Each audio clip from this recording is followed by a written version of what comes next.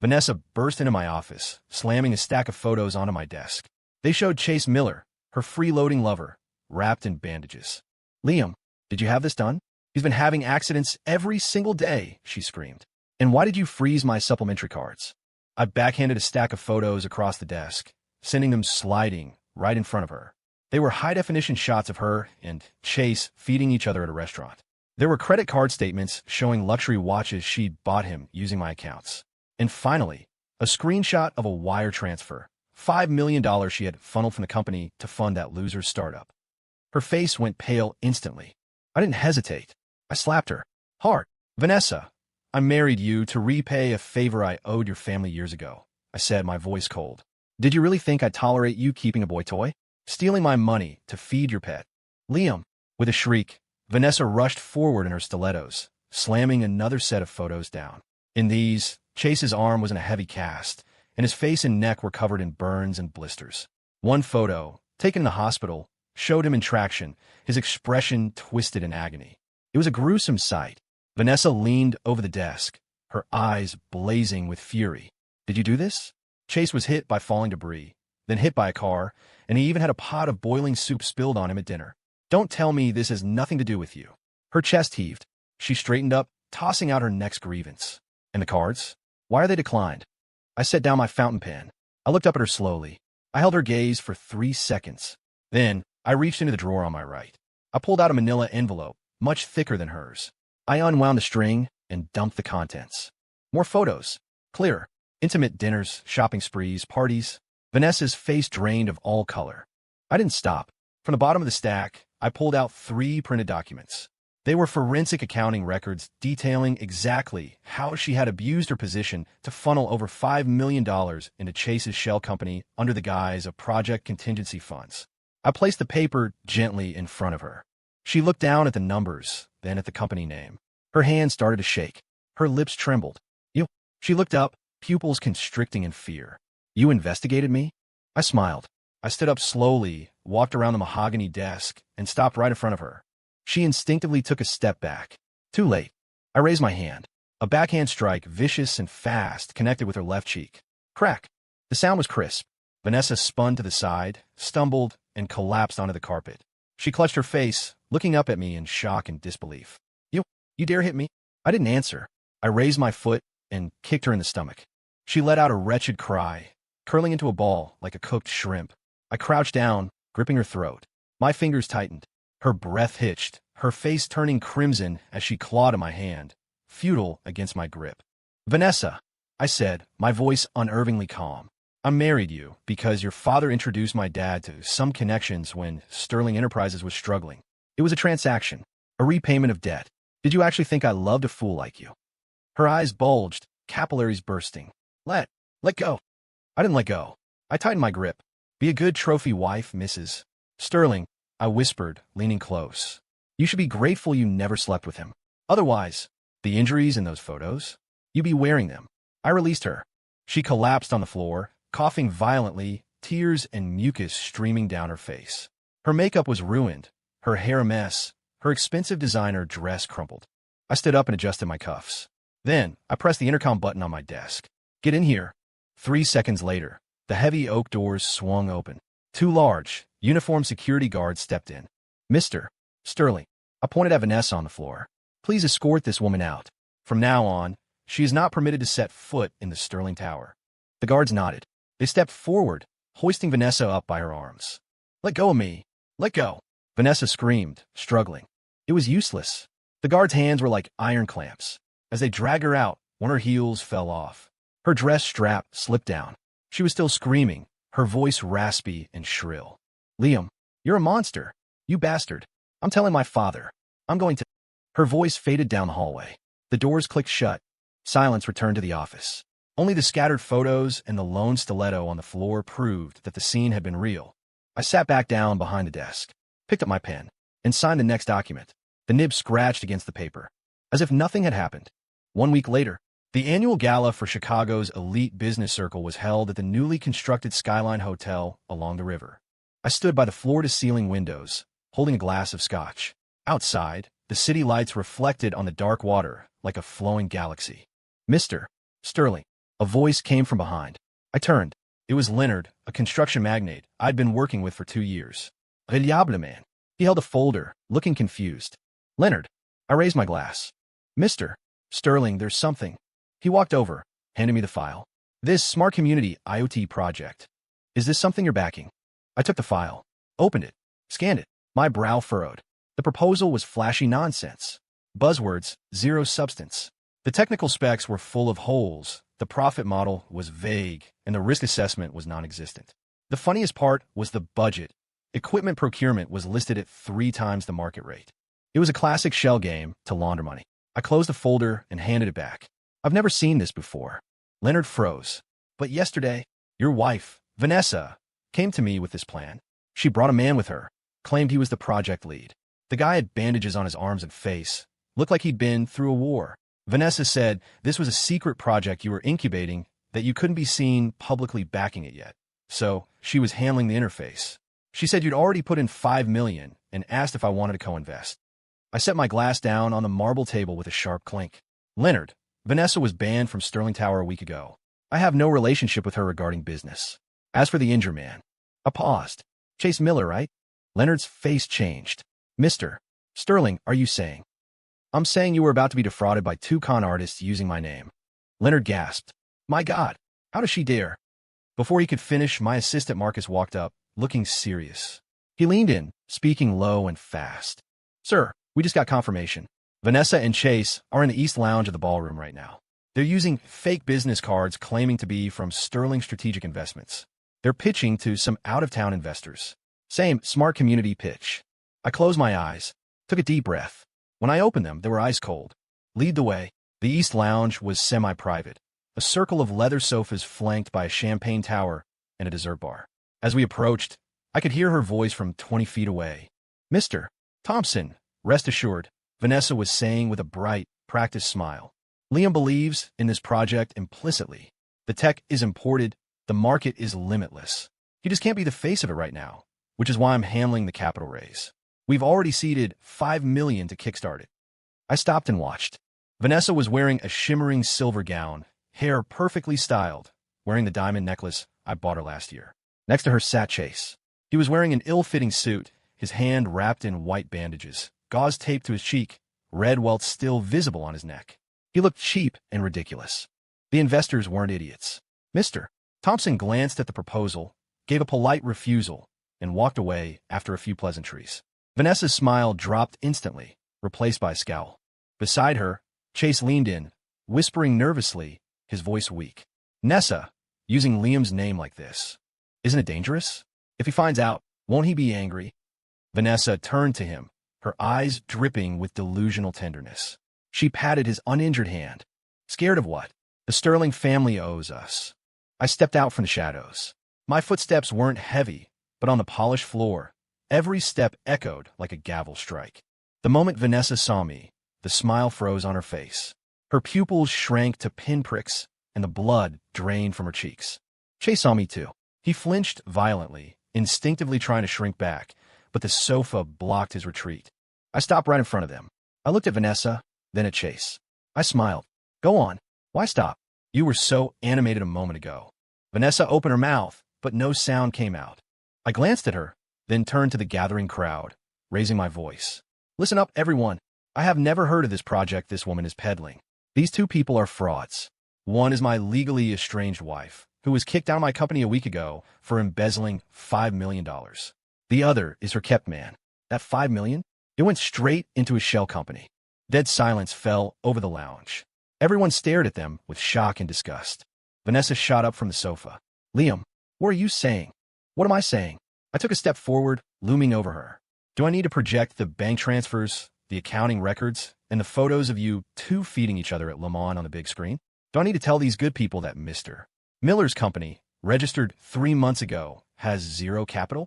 Do I need to explain that his recent string of bad luck, the falling objects, the car accidents, the scalding soup, happened because he touched something that didn't belong to him?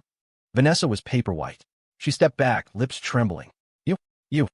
You what? I reached out, grabbing a fistful of her hair. I yanked her forward. She screamed as she lost her balance. I forced her head down toward the long table laden with champagne glasses. I slammed her down. Crash! The champagne tower shattered.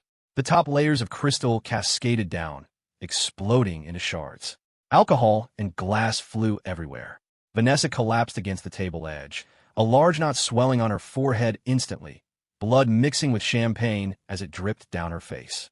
She clutched her head, moaning in pain. "You trash," I said, my voice cutting through the room. "You use my money to keep a gigolo, and then use my name to scam investors? Who gave you the nerve?" Chase finally reacted. He jumped up, trying to rush me. "Liam, let her go. You have no right." I spun around. As he reached me, I drove a fist straight into his face, dead on the bridge of his nose. Crunch. The sound of cartilage snapping was sickening. Chase shrieked, falling backward, blood spraying from his nose and soaking the gauze on his face immediately. He didn't have a chance to get up. I grabbed a heavy solid wood chair from the nearest table. I raised it high and brought it down. Wham! The chair legs slammed into his ribs. He howled like a dying animal. I didn't stop. Second hit. Into his thigh. Third hit. Into his broken arm. Every strike was full force. The wood splintered. Chase curled into a fetal position on the floor, clutching his head, screaming continuously. Blood was seeping through his clothes, mixing with the spilled wine and glass shards. He looked pathetic. The entire ballroom was silent. People held their glasses mid-air, forgotten. Waiters froze. A few seconds later, the spell broke. Phones came out. Flashes started popping. The whispers spread like a tide. "Oh my God, Sterling is doing it himself. That's his wife? Stealing company funds for a boy toy? No wonder he's furious. That guy's disgusting. A freeloader and a scammer." I tossed aside the splintered remains of the chair leg. I walked over to Chase. He lay there, twitching, making low, gurgling sounds. I raised my foot. I stomped down on his uninjured hand. I ground my heel into it. The finger bones made a gut-wrenching crunch. Chase let out a scream, so high-pitched it barely sounded human. I looked up. My gaze swept the room. I looked at every face. I looked at every camera lens pointing at me. Hear me clearly. From this day forward, anyone who works with this pair of adulterers, anyone who invests a dime with them, anyone who sits down to dinner with them, is an enemy of the Sterling family. Silence. Absolute silence. Only Chase's whimpering and Vanessa's suppressed sobbing broke the quiet. I took my foot off his hand. I adjusted my suit cuffs. I turned and walked toward the exit. Marcus fell in a step beside me, whispering, "Media is handled. The narrative tonight will focus on attempted fraud and embezzlement." I nodded. I walked out the hotel doors. The night wind off the river carried a damp chill. I got into the car, the door sealing shut with a heavy thud, cutting off the noisy, hypocritical world that had just witnessed a public execution. As the car pulled away into the night, I leaned back and closed my eyes. My phone vibrated. A text from Vanessa's father, Victor Vance. "Liam, we need to talk." I glanced at it and didn't reply. I locked the screen and stared out the window at the passing city lights. The news broke before I even got home. The headlines were brutal. Sterling CEO batters wife and lover in public. High society scandal shocks Chicago. 5 million embezzled. Mrs. Sterling exposed funding secret lover. Gala video leaked. Liam Sterling declares war on adulterous duo. The video was high definition. Me slamming Vanessa's head. Me breaking the chair over Chase. Me crushing his hand. Every frame was replayed, analyzed, and captioned. It went viral instantly. For the Vance family, dawn brought Judgment Day. At 9 a.m., the markets opened. Vance Industries stock plummeted, down 5% at the bell. 10 minutes later, trading was halted due to the drop. Sell orders piled up. No one was buying. Panic spread like a virus. The Vance family's partners started jumping ship. The first call came from Louis, a major supplier. "Victor, I'm sorry. We have to pause the contract for next quarter." Victor Vance gripped his phone, his hand shaking. "Louis, what does this mean? We've worked together for 10 years. "That's exactly why I'm calling," Louis sighed. "Victor, your daughter messed with Liam Sterling. You know the Sterling family's weight in this town. If I keep working with you, the next company on the blacklist could be mine." Click. The second call. The third. The fourth. 17 calls in one morning. Terminations, pauses, demands for immediate payment. And the banks called. "Mr. Vance, given the stock situation, our risk department requires additional collateral for your outstanding loans. Also, the $8 million line of credit due next month? We won't be renewing it." Victor sat in his office, face gray. Outside, the city was bustling, but his empire was collapsing. The Vance family had never been on equal footing with the Sterlings. Now the gap was an abyss. The capital chain was snapped. 8 2:00 p.m. The Vance estate. Vanessa was dragged back by 2 bodyguards.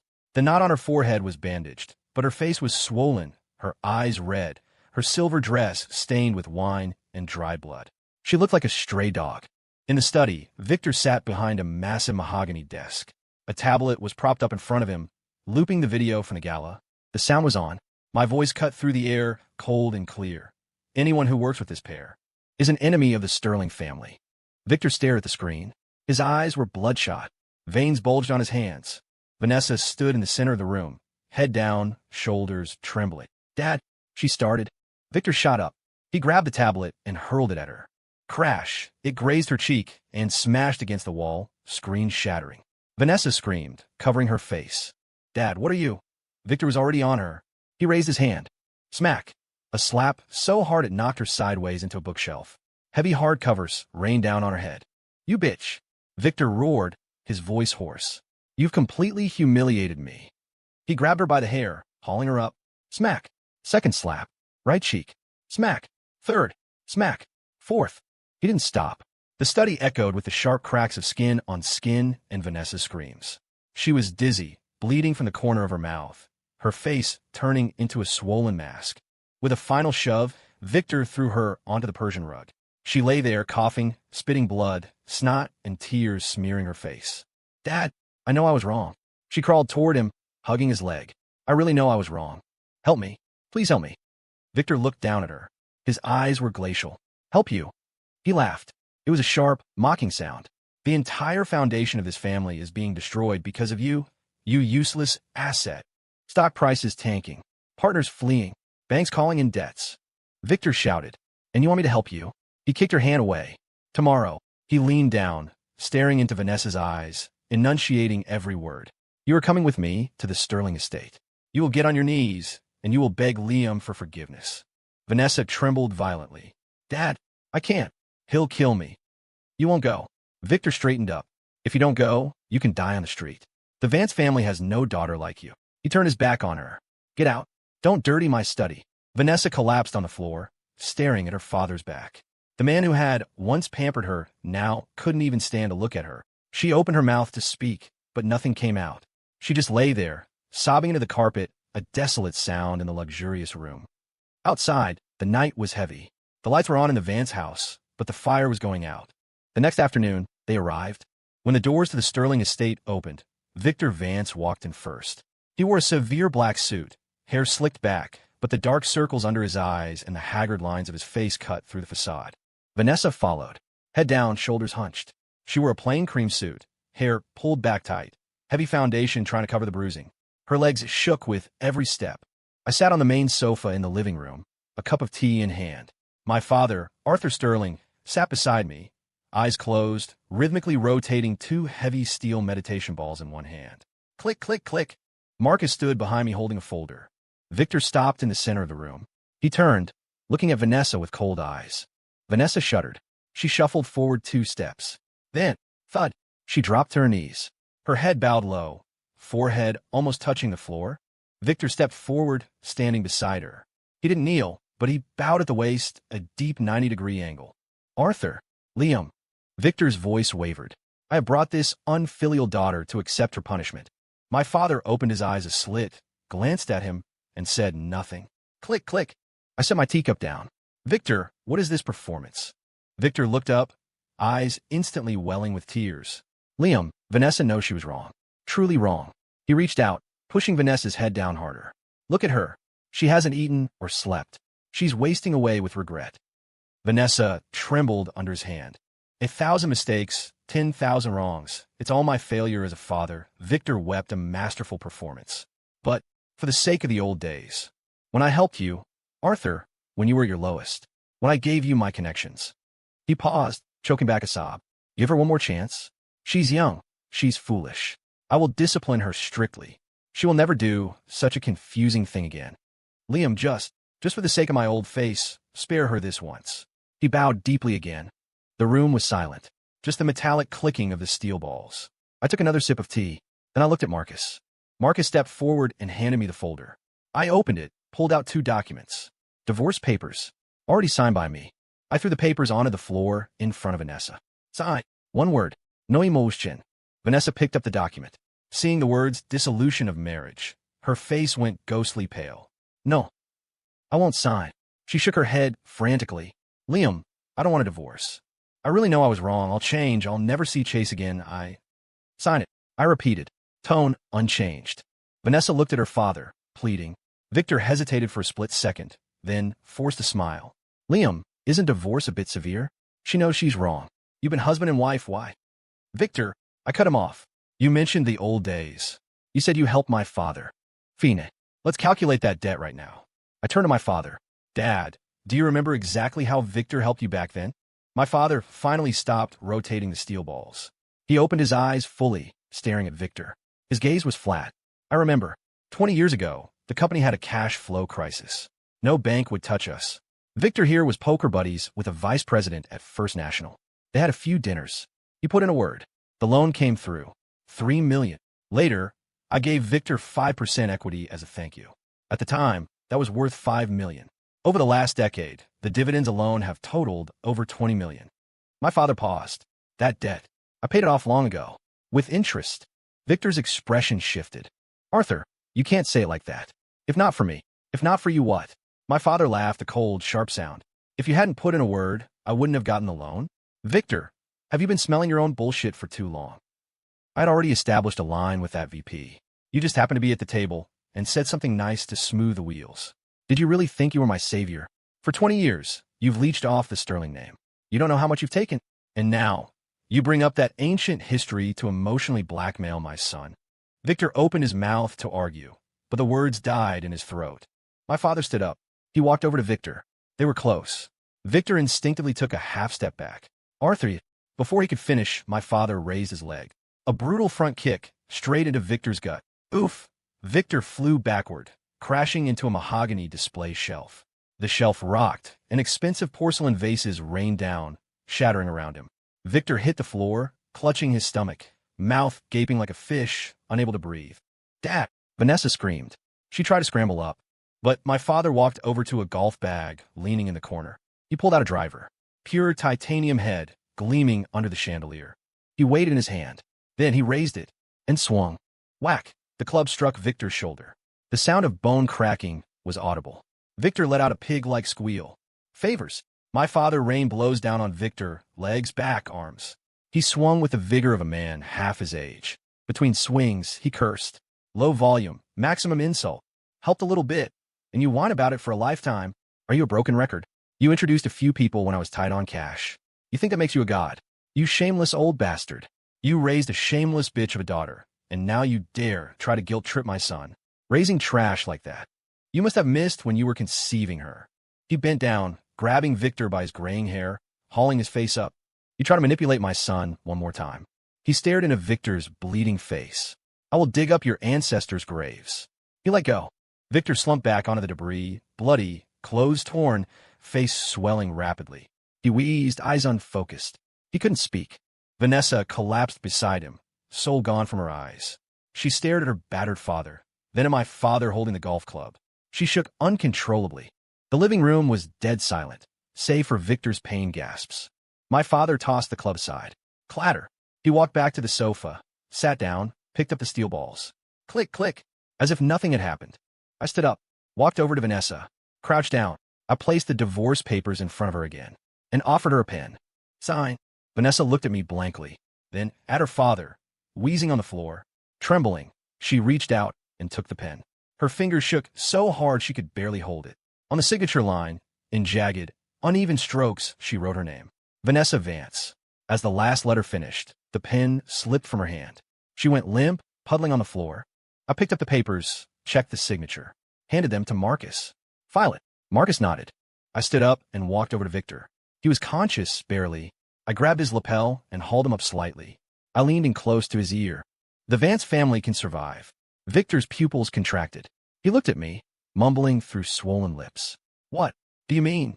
This affair is between your daughter and Chase Miller, I whispered coldly. I don't intend to destroy the entire Vance family, I continued. But I paused. I need to see sincerity. Enough sincerity to calm my anger. Victor stared at me. For a long time, his face was masked in blood, one eye swollen shut, the other cycling through emotions. Anger, humiliation, terror, and finally, resignation. He closed his eye. When he opened it, only defeat remained. He gave a tiny nod, barely visible. I let go, and he slumped back to the floor. I stood up, adjusted my cuffs, and looked at Marcus. Call an ambulance. Get Mr. Vance to the hospital. Marcus nodded and stepped away to make the call. I walked back to the sofa and sat down. My father was still clicking the steel balls. He glanced at me, saying nothing, but there was a faint glint of approval in his eyes. Well done. I picked up my cold tea and took a sip, bitter, but with a sweet aftertaste. Outside, the sky was darkening. The warm lights of the Sterling estate glowed against the dusk. On the floor, the father and daughter lay, one broken physically, the other mentally, like trash waiting to be taken out. The night Victor Vance returned from the hospital, the Vance family held an emergency meeting. It lasted 30 minutes. Immediately after, the family released a brief statement regarding the recent actions of Ms. Vanessa Vance, which have severely damaged the family reputation. The family council has unanimously decided that effective immediately, Vanessa Vance is stripped of all rights and privileges within the family and is disowned. Her actions are hers alone. Cut off. Cast out. Vanessa saw the statement on her phone while hiding in a cheap motel on the west side of Chicago. The screen's blue light illuminated her bruised face. She stared at the words for a long time. Then she smashed the phone against the wall. It shattered. She collapsed onto the stained mattress. She didn't cry. She didn't scream. She just stared at the water stain on the ceiling, mouth open like a fish drowning in air. At the same time, Victor Vance sat in his study. 3 men stood before him, his fixers, men who had been with him for years, handling the dirty work. Find Chase Miller, Victor rasped, his jaw wired shut, face bandaged. Handle it. Cleanly. The 3 men nodded. No questions. They turned and left. Chase was running. Since the night of the gala, he had been a ghost. He couldn't go back to his apartment, couldn't use a credit card for a hotel, couldn't even go to a real hospital. His injuries were severe. Broken ribs, fractured arm, nose smashed. Walking was agony. He was hiding in an illegal basement clinic in the darker part of the city, living on painkillers and cheap antibiotics. His money was gone. The cards Vanessa gave him were dead. He called her, but the line was dead. He texted, no reply. He knew he had been discarded. Like a used tissue. That night, the pain was unbearable. His wounds were infected. He was burning with fever. Wrapped in a filthy, oversized hoodie, face hidden by a mask and cap, he stumbled out of the clinic to find stronger drugs. The alleyways were narrow, lit by flickering sodium lamps. He kept his head down, limping fast. Footsteps behind him, light but keeping pace. Chase's heart hammered. He sped up. He turned a corner into a small night market. Food trucks, smoke, noise. He tried to blend in. As he passed a hot dog stand, the vendor looked up. A man with a face full of burned scars, eyes sharp. Chase flinched, ducking his head to rush past. But as they brushed shoulders, the vendor suddenly exclaimed, "Oops." His tongs accidentally swung out. The metal caught the edge of the man behind Chase, hooking his face mask and ripping it off. Chase instinctively looked back. His blood froze. He knew that face. One of Victor Vance's fixers. A man named Zhao. Chase had seen him at the Vance company twice, always shadowing Victor. Vanessa had once whispered that this man made problems disappear permanently. Zhao, mask on, looked shocked for a split second, then his expression twisted into a snarl. He glared at the scarred vendor. The vendor cowered, dropping his tongs. Sorry. I didn't mean to." Zhao didn't have time for him. He pulled his mask back up and locked eyes with Chase. Chase bolted. Adrenaline overrode the pain. Zhao, and 2 others behind him, gave chase immediately. Just as they were about to grab Chase before he darted into a dark alley, the atmosphere around the hot dog stand changed. 5 men stood up. The vendor, a guy selling pretzels, a drifter on a crate. All of them had faces covered in horrific scars. They moved silently, blocking the mouth of the alley. Zhao was cut off. He stopped, furious. "Move!" The scarred men didn't move. They just stared at him, eyes dead and cold. Zhao's stomach dropped. This was a trap. But the mission was priority. He signaled his men, and they shoved through the blockade, bursting into the alley. But the delay was enough. Chase was gone. The alley network was a maze of darkness.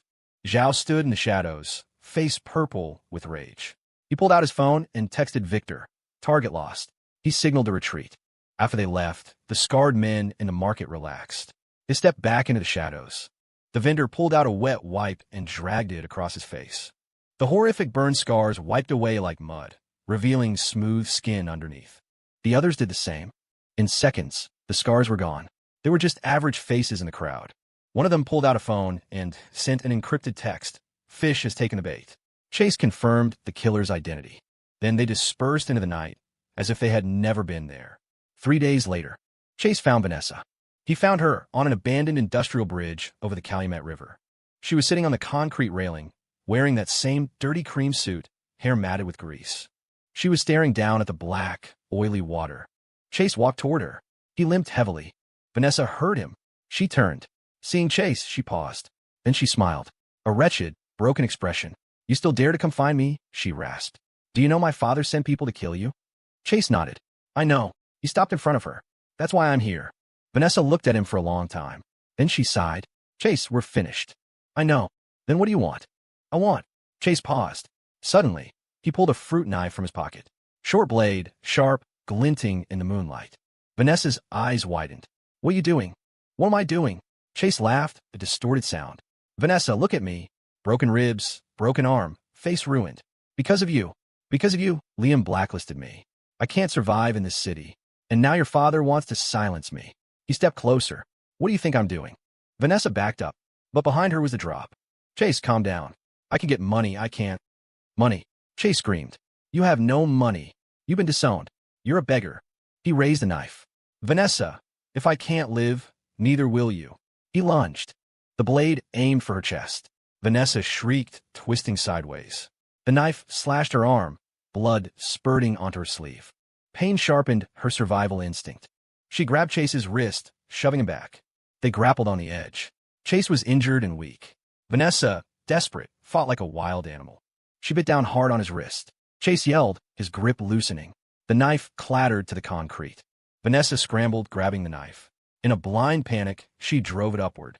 Schluck! The blade sank into Chase's stomach. Chase froze. He looked down at the handle protruding from his gut, then up at Vanessa. His eyes bulged. "You!" He opened his mouth, but blood filled it, choking his words. Vanessa let go, backing away, gasping for air. Chase slowly dropped to his knees, hands clutching the wound, blood pouring through his fingers. He looked up at her. The anger in his eyes faded, replaced by unwilling resignation, and then a terrifying calm. "Vanessa!" He whispered, his voice bubbling. "Let's go. Together." Summoning the last of his strength, he lunged forward. He wrapped his arms around Vanessa's legs and threw his weight backward over the edge. Vanessa screamed, her balance gone. They tumbled over the railing. Splash! Splash! 2 heavy impacts broke the surface of the dark river. The water churned, then settled. On the bridge, only a pool of blood and a bloody fruit knife remained. The next day, the news anchor read the teleprompter with a practiced, somber face. Early this morning, 2 bodies were recovered from the Calumet River near the old industrial district. Police have identified the deceased as Vanessa Vance and Chase Miller, both recently involved in a high-profile scandal. Forensic evidence suggests a mutual altercation resulting in a murder-suicide. The investigation is ongoing. On the screen, blurred footage showed body bags being loaded into an ambulance. The blood on the bridge had been washed by rain, but the stain remained. 1 week later, the Vance family voluntarily signed an asset transfer agreement with Sterling Enterprises. The terms were clear. The Vance family would transfer their core manufacturing division, 3 prime commercial real estate properties, and all equity in a new energy project to Sterling Enterprises. The price, 30 cents on the dollar. It was officially listed as restitution for reputational damages caused by Vanessa Vance. The signing ceremony took place in the Sterling Tower. Victor Vance sat opposite me. His face was still bruised, his hand shaking uncontrollably as he signed his name. The signature was crooked and weak. I signed mine. Firm. Sharp. The ceremony ended. Victor left, a broken man. I turned my chair to face the window. Outside, the Chicago sky was a piercing, cloudless blue. Story complete.